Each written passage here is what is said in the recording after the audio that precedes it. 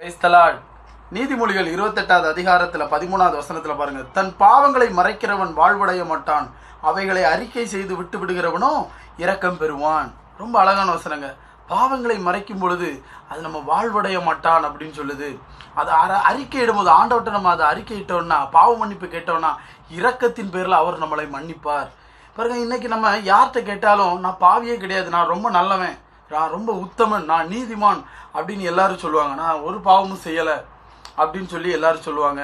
பாருங்க, ஏதோ ஒரு பாவத்தில் வாழ்ந்து கொண்டு இருப்போம், இல்லை அநேக பாவங்களில் வாழ்ந்து கொண்டு இருப்போம். பாருங்க, ஆனால் நம்ம பாவத்தை மறைத்து வாழ்ந்து கொண்டு இருக்கிறோம். பாருங்க, அடுத்தவன் ஒரு தப்பு செஞ்சுட்டான்னு வைங்க, ஏதாவது ஒரு பாவம் செஞ்சுட்டான்னா அதை நம்ம போய் விமர்சிக்கிறோம். அவன் அப்படி செஞ்சுட்டான், இவன் இப்படி செஞ்சுட்டான், அவன் பெரிய பாவம் பண்ணிட்டான், இது நீ பண்ணது ரொம்ப தப்பு, இது மகா தீங்கான விஷயம் அப்படின்னு சொல்லி அவனை நம்ம விமர்சிக்கிறோம், அவனை குறை சொல்கிறோம், அவனை தப்பு சொல்கிறோம். ஆனால் நம்ம செய்கிற பாவம் நமக்கு தெரியும். ஆனால் நம்மளை விமர்சிக்கிறது இல்லை. நம்ம செய்கிறத நம்ம நியாயப்படுத்திக்கிட்டு, அது பாவமாக இருந்தாலும் சரி, நம்ம நியாயப்படுத்திக்கிட்டு, ஆனால் வெளிப்படையாக யார்ட்டையும் சொல்லாமல் அதை நம்ம மறைத்து வைத்திருக்கிறோம். மறைவான வாழ்க்கை வாழ்ந்து கொண்டு இருக்கிறோம். ஒரு வீட்டில் ஒரு இளவயது பையன் பாருங்க, அவன் ஒரு பாம்பு குட்டியை பார்க்குறான். ஒரு பாம்பு குட்டியை பார்த்து அதை ஃபஸ்ட்டு வீட்டுக்கு எடுத்துகிட்டு வரான். அப்போ அவங்க சொல்கிறாங்க, இது வீட்டிலலாம் வளர்க்கக்கூடாது, எங்கேயாவது கொண்டு விட்டுரு அப்படின்னு சொல்லிட்டு திட்டி அனுப்பிடுறாங்க. இவன் என்ன பண்ணுறான்னா, அதை ஒரு இடத்துல கொண்டு வச்சு வளர்க்க ஆரம்பிக்கிறான். ஒரு கூடு மாதிரி வச்சு அதை வளர்க்க ஆரம்பிக்கிறான். அவங்க அப்பா அம்மாவுக்கு தெரியாமல் ஒரு இடத்துல வச்சு வளர்க்க ஆரம்பிக்கிறான். அதை மெதுவாக வளர்க்குறான். அதுக்கு முட்டை கொண்டு வைக்கிறான், பால் கொண்டு வைக்கிறான். வீட்டிலேருந்து திருடி முட்டை பாலெல்லாம் கொண்டு வைக்கிறான். அது மெதுவாக வளர்த்துட்ருக்கிறான். அது குட்டியில் இவன் கூட நல்லா விளையாடுது. வளர்க்க ஆரம்பிச்சிட்டான். ஒரு காலத்துக்கு அப்புறம், ஒரு கட்டத்துக்கு அப்புறம் அது பயங்கர சைஸாக வளர்ந்துருச்சு.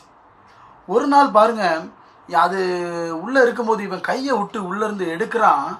அது இவனை கொத்திருச்சு. ஏதோ ஒரு அவசரத்தில் அது கொத்திருச்சு. கொத்தினோன்னே இவன் அப்படி இறந்துடுறாங்க அந்த இடத்துல.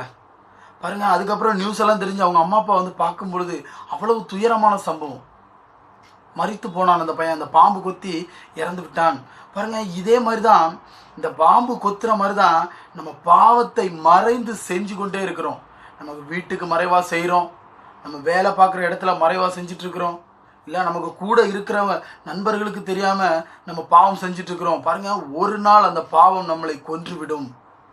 அதனால் நம்ம பாவத்தை மறைவாக செஞ்சிட்ருக்கிறோமா? கர்த்தர்கிட்ட கேட்டோன்னு வைங்க, அவர் நமக்கு பாவத்தை மன்னித்து அந்த பாவ உணர்ச்சியிலேருந்து நம்மளை வெளியில் கொண்டு வந்துடுவாருங்க. யாருக்கும் தெரியலன்னு நம்ம செஞ்சிட்ருக்கிறோம், ஆனால் ஒரு நாள் பாதிப்பு நமக்கு தாங்க. நம்ம பாவத்தினால நமக்கு தான் பாதிப்பு. பாருங்கள், பேங்க்கில் நம்ம அக்கௌண்ட் வச்சுருக்கிறோம். ஒன்று நிறைய ரூபா வச்சுருப்போம், இல்லை கொஞ்சம் கம்மியான ரூபா வச்சுருப்போம். பாருங்கள், யாருக்குமே தெரியாது, வீட்டில் உள்ளவங்களுக்கு தெரியாது, நண்பர்களுக்கு தெரியாது. நம்ம சேர்த்து வைக்கிற ரூபா நமக்கு தான் தெரியும். யாரும் மனைவிட்ட கூட சொல்கிறதில்ல. இப்போல்லாம் எவ்வளோ ரூபா நம்ம சேர்த்து வச்சுருக்குறோம் அப்படின்னு சொல்லி சொல்கிறதில்ல. நமக்கு தெரியும், பேங்க்கில் உள்ள ஒரு பெரிய ஒரு ஆளுக்கு தெரியும்னு வைங்க, நமக்கும் அந்த பேங்க்கில் உள்ள ஆளுக்கும் தான் தெரியும் எவ்வளோ இருக்குது அப்படின்னு. அதே மாதிரி தாங்க, நம்ம செய்கிற பாவம் வேற யாருக்குமே தெரியாதுன்னு நம்ம நினச்சி செஞ்சிட்ருக்கிறோம். கர்த்தருக்கு தெரியும். நம்ம செய்கிற பாவம் கர்த்தருக்கு தெரியும்.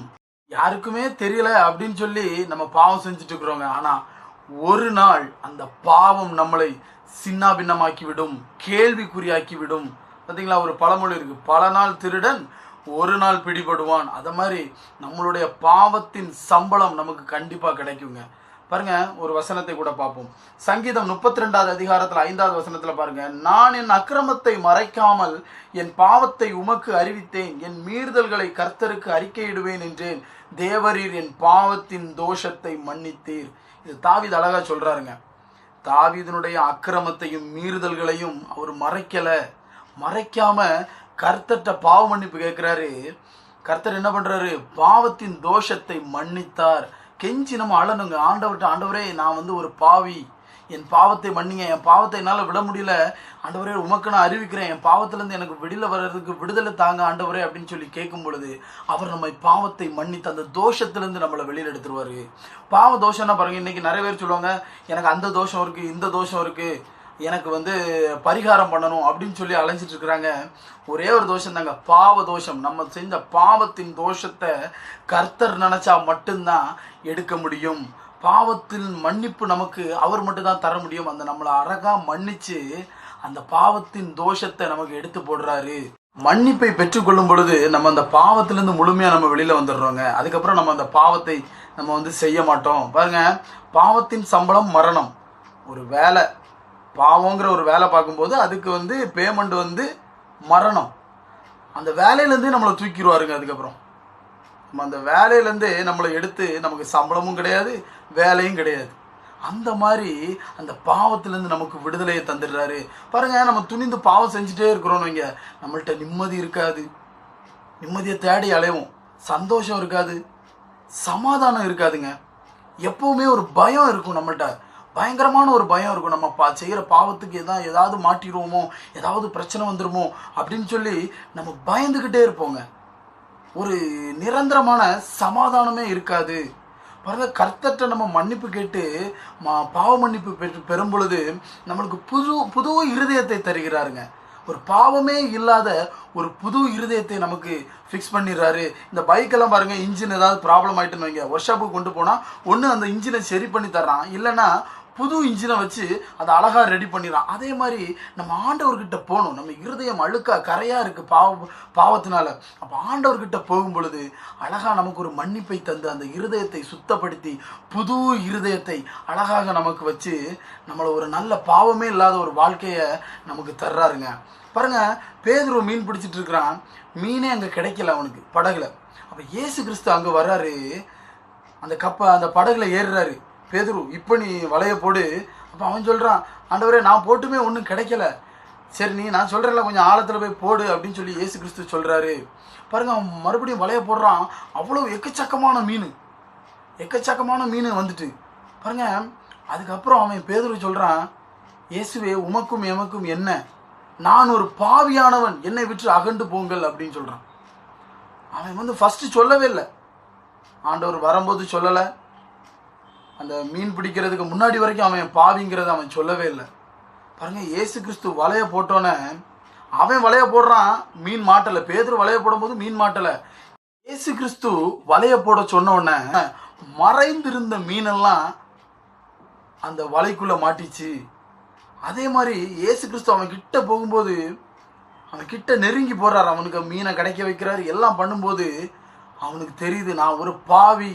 அப்போ இயேசு கிறிஸ்து மறைக்காம சொல்றான், ஆண்டவரே நான் ஒரு பாவி அப்படின்னு. அப்போ ஆண்டவர் சொல்ற, பயப்படாத. அந்த ஒரு வார்த்தையை பாருங்க, பயப்படாத, இனி நீ மனிதர்களை பிடிக்கிறவனாய் காணப்படுவாய் அப்படின்னு அழகா சொல்றாரு. அந்த ஒரு வார்த்தையிலேயே அவனுக்கு மன்னிப்பு கிடைச்சாச்சு, அவனுக்கு ஆசீர்வாதம் கிடைச்சாச்சு, எல்லாமே கிடைச்சிருச்சு. அந்த ஒரு வார்த்தையில அவன் அந்த பாவங்களிலிருந்தெல்லாம் வெளியில வந்து இயேசுவின் பின்னாடி சென்றாங்க. அதே மாதிரி இயேசு கிட்ட போகும் பொழுது நம்ம பாவங்கள் நமக்கு தெரியும். நம்ம பாவத்தை அறிக்கையிட்டு ஆண்டவர்கிட்ட மன்னிப்பு கேட்கும் பொழுது ஆண்டவர் நமக்கு பெரிய காரியங்களை செய்ய வல்லவராக இருக்கிறார். ஜெபம். ஸ்தோத்தரிக்கிறோம் ஆண்டவரே, உண்மை துதிக்கிறோம் அப்பா ராஜா. கிருபை நிறைந்த இரக்கமுள்ள ஆண்டவரே, உண்மை ஸ்தோத்தரிக்கிறோம், துதிக்கிறோம் அப்பா தகப்பனே. அப்பா, இன்னைக்கு அநேக நேரங்களில் தகப்பனே எங்களுடைய பாவங்களை நாங்கள் மறைத்து வாழ்ந்து கொண்டு இருக்கிறோம் அப்பா தகப்பனே. ஆண்டவரே, இனி ஒருபோதும் அப்படி வாழாம தகப்பனே, நாங்கள் எங்களுடைய பாவங்களை உம்மிடத்தில் அறிக்கையிட்டு மன்னிப்பு பெற்று இனிமே ஒரு பாவம் இல்லாத ஒரு வாழ்க்கை வாழ கிருபை செய்யுங்கப்பா. இயேசு கிறிஸ்துவின் மூலம் ஜெபங்கள் பரலோக பிதாவே, ஆமென்.